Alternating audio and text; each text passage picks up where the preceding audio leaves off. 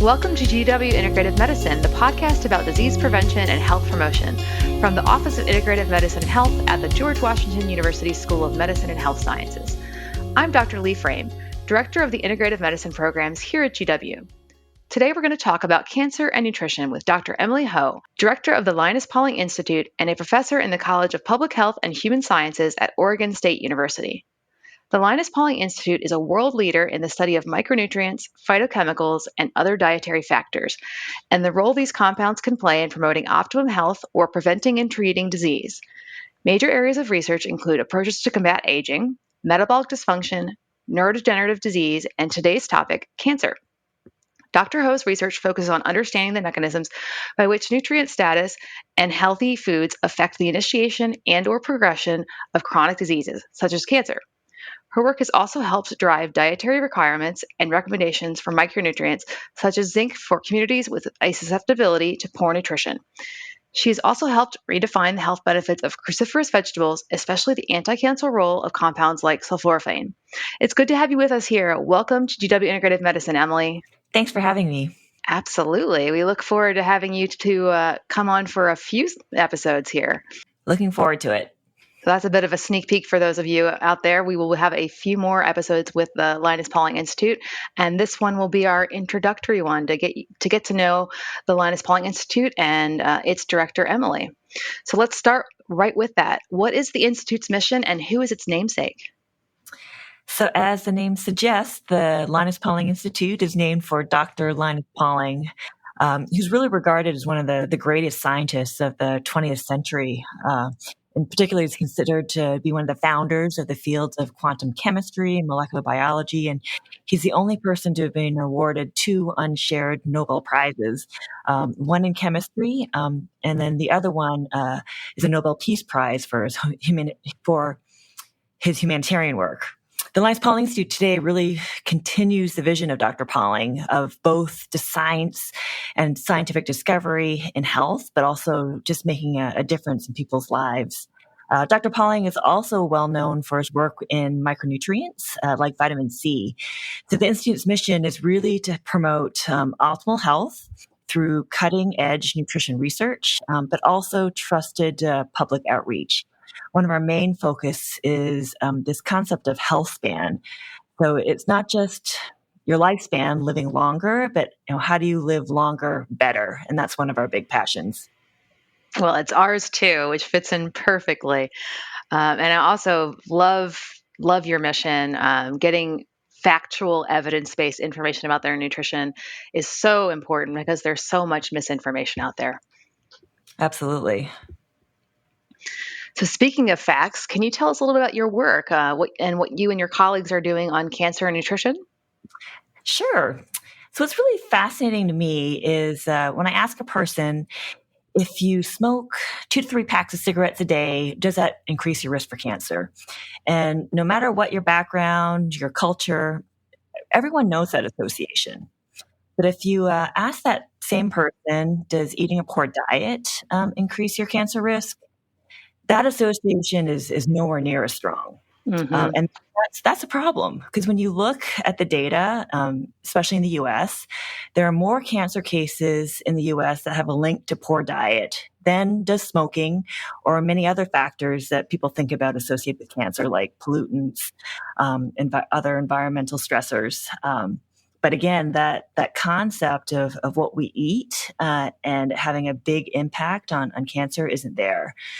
So we at the LPI are really interested in understanding how components of a healthy diet contribute to the cancer process and help fight against cancer. But importantly, really help understand, what are the mechanisms that are involved. Many people around the world know my research and the LPI for our work with vegetables. We are affectionately known as the broccoli people in world, we've done a lot of work, in particular with cruciferous vegetables, and in particular, a very unique compound that we find in cruciferous vegetables, like broccoli, that's called sulforaphane. It's a compound that has multi levels, not just with cancer, but with other disorders as well. But it's in particular seems to have a lot of benefit in terms of preventing and slowing down cancer processes. Well, speaking of that, we know that you've published quite a few papers on prostate cancer and sulforaphane. What role does sulforaphane play in prostate cancer? Yeah. So when you think about diet and cancer, not all cancers are going to be impacted as strongly by diet. There's a lot of compelling work with colorectal cancer and other GI-based cancers, because these are sites of the body that really are exposed to foods. But other cancers like prostate, like breast cancer, which are some of the leading cancers in the U.S., are also strongly impacted by diet. And prostate cancer in particular, because it tends to be a more slowly progressing cancer, there's potentially a really long window of time to make a difference with your diet and help stop some of the contributing factors that leads an individual down the path towards prostate cancer. So sulforaphane in particular is a compound that can act in several different ways during the development of prostate cancer. It can act both early in terms of acting as a detoxifying agent that helps rid your body of toxins that can be cancer-causing, but also can help later in terms of cancer progression and help slow down and limit cancer cell growth through very specific mechanisms that we know go wrong during the cancer process. So we know we should eat broccoli, but you've been an advocate for integrating more whole foods in general into the diet to prevent cancer. What does your research say that people should eat more of, and why? That's a great question. I know many people out there are looking for a single magic bullet. Mm-hmm. And broccoli is going to be a component of that. We know cancer, like many diseases, is extremely complicated. And there's likely not just one single thing that you can do to stop it. And our foods that we eat, they contain a whole multitude of beneficial compounds. And they're there for a reason, because they work together in a certain way. And sometimes if you try to take a single compound in isolation, they may not work as well in terms of how they get into your body. And sometimes they need to work together to target specific mechanisms in the cell. The research from my lab, from others in the Institute, and many others really do show things like consuming a plant-based diet is beneficial to cancer and many other chronic diseases for a variety of reasons. They have micronutrients, vitamins and minerals that our bodies need, and some of these natural compounds, phytochemicals that have health benefits. And they all work together to combat disease. They target various mechanisms. I also want to point out, though, eating a plant-based diet doesn't necessarily mean you have to be vegan or vegetarian. Absolutely. It means that the majority of your foods need to be plant-based. But that doesn't mean you have to limit everything.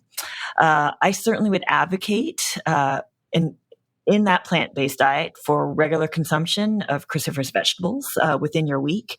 One thing that we certainly see in our research is that regular consumption is far more important than loading up just one or two times. It's that consistency that's really essential, especially for these chronic disease.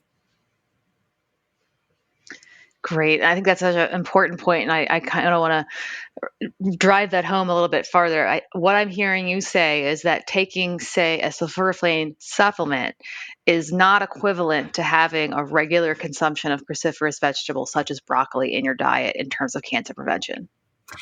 Yes. Sulforaphane, again, is just kind of one of the compounds. When you think about broccoli in particular, there are a lot of things in broccoli that make it great for cancer. It's high fiber food. It is a low fat food.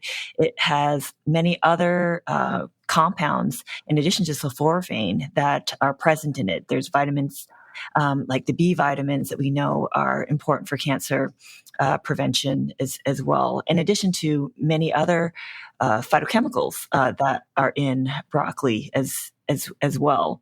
We also know, even relative to sulforaphane, we've done several studies, comparing a supplement to the food. And in terms of absorbing and distributing sulforaphane into your body, the food does a lot better than the individual supplement. So there's a lot of reasons to think about the food versus just an individual supplement. Thank you for that. That is, I think, really important for the average person, but I think also really important for providers to hear, because I think sometimes patients come to you looking for that silver bullet, and if you had a supplement to give them, you'd probably make them happy, right? That's an easy solution, but it really is kind of missing the point. And while it's probably not going to hurt to add additional sulforaphane into your diet, it's not going to give you those same benefits. You really do have to change your diet. Yeah, and there certainly is a place for supplements. I always advocate a food first. We all know it's sometimes hard to eat healthy all the time. So sometimes, taking, for example, a multivitamin, multimineral just gives you that little bit of insurance policy to make sure that you are getting your needs. There are certainly sometimes, cases within your development, so pregnancies and a critical time, and sometimes through foods you aren't able to get that iron or that folate, and you need to take a supplement. So there's certainly a place and time for supplements, but again, I certainly advocate a food first approach, and to look at supplements when there are maybe times where there are some gaps. I couldn't agree more. Another element of your work that I think our listeners will really find interesting is the aspect of epigenetics. But for those of our listeners who maybe don't know what epigenetics is, can we start by giving them a brief intro to what that is, what role does it play in cancer, and then what is the most exciting work you've done in that area? Sure. I'll try to keep this relatively brief because I can talk about this for a long time. But so epigenetics really literally means outside the DNA.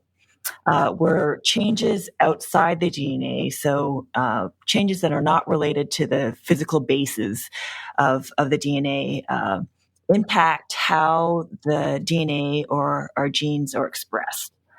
So step back a little bit more. So if you think about our DNA, all the bases, so the A's, the G's, the C's, makes our DNA really, really long, and it can take up a lot of space. So to help our cells minimize the space that DNA takes up, we compact it into very small space with the help of a complex of proteins called histones that are part of our chromatin structure. So you kind of think about it like a spool of thread that's put into a very small area. However, when the DNA is tightly compacted like that, it's really hard to read and get the information.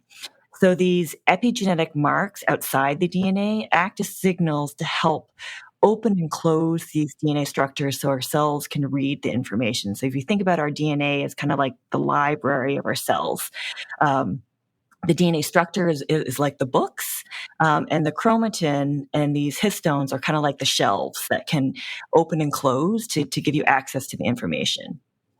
When we think about cancer, we know that cancer is a genetic disease. It runs in families. It has something to do with our DNA and our genes. And the classic view of cancer is that it starts with a mutation, which is a physical change in the DNA structure that causes an inability for the cell to make the proteins it needs. It causes things to go haywire that leads to uncontrolled cell growth and eventually cancer progression.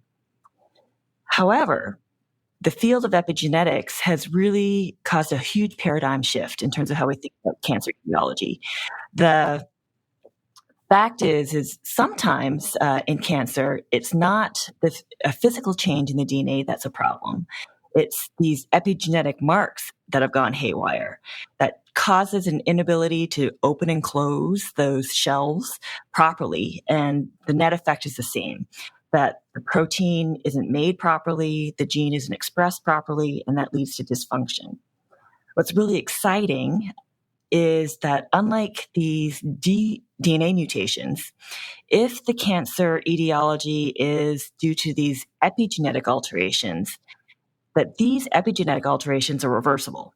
They're driven by enzymes. So you can take them off or put them on if they've gone haywire.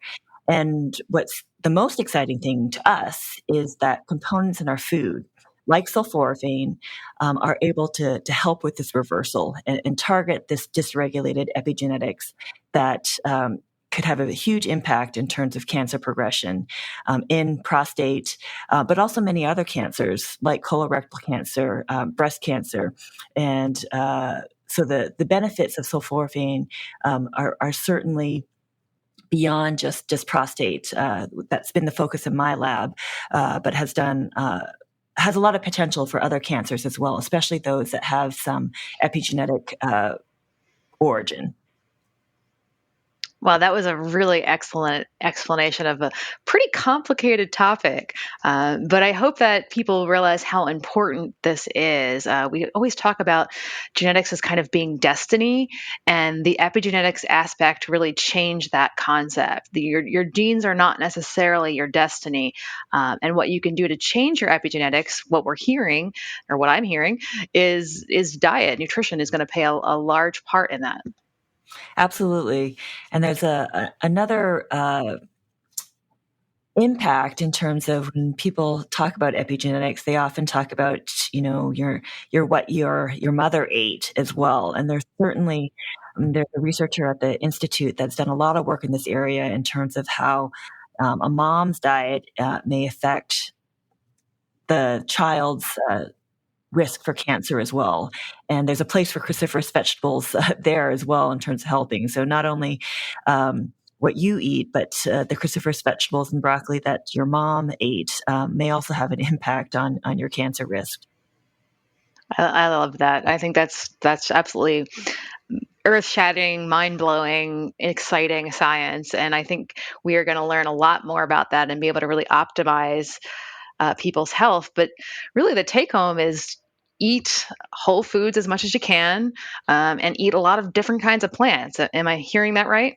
Absolutely. I mean, we often hear the term, eat the rainbow, because our plants, they're just amazing organisms. Mm-hmm. And they've created a whole host of compounds that are meant to work together. And every plant, has their own special sauce, I guess. And you need a lot of sauces to contribute to that overall healthy diet. Absolutely. So one of the things we want to make sure we talk about is your upcoming workshop series this fall. Can you tell us about it? Maybe give us a little sneak peek? Yeah, absolutely. So the Linus Pauling Institute holds a biannual international conference every other year. It's called the Diet and Optimum Health Conference. It focuses on aspects of optimal health and nutrition. In 2021, this year, we are actually celebrating our 25th anniversary of the Institute at Oregon State University. So we're doing things a little bit differently. Instead of an in-person conference, we are holding a special monthly webinar series in September, October, and November on the Thursdays early in the month. A big passion of the Institute is again, to really ensure that the science is accessible to as many people as possible. So for this special anniversary, we're going to do things online, and registration will be absolutely free to make sure that we can reach as many people as we can. We've got a whole host of interesting topics. In September, we are going to talk about nutrition and healthy aging. And again, this concept of health span.